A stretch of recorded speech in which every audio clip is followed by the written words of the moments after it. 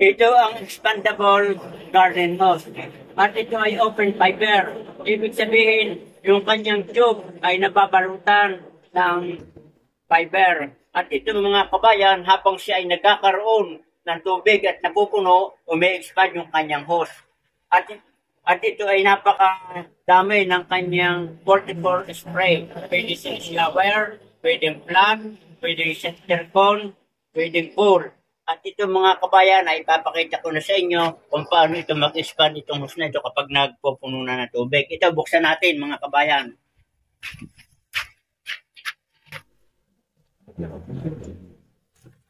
O, tingnan nyo ang hose, nabintog.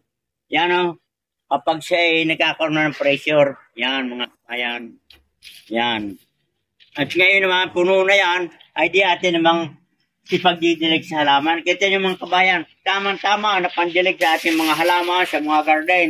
At hindi lamang ito mga kabayan, maraming function yung kanyang spray. Yan. Pwede yan mga kabayan.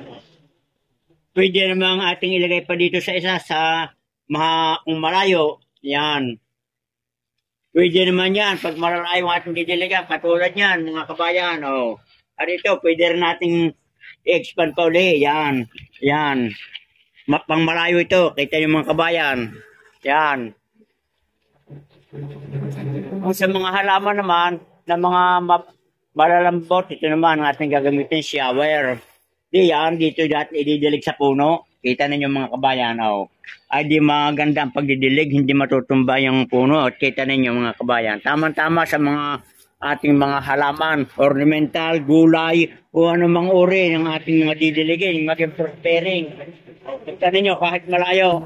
Oh, pwede mo natin i-adjust pa ulit. Kita ninyo. Yan. At napakahaba ng hose ito mga kabayan, 100 foot. Oh, kita ninyo.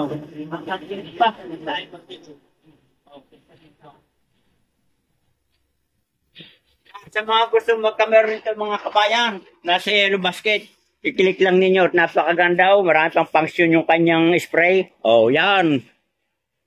I-click na lamang ang yellow basket kung gusto nyo ang ganitong expandable magic hose. Napakaganda.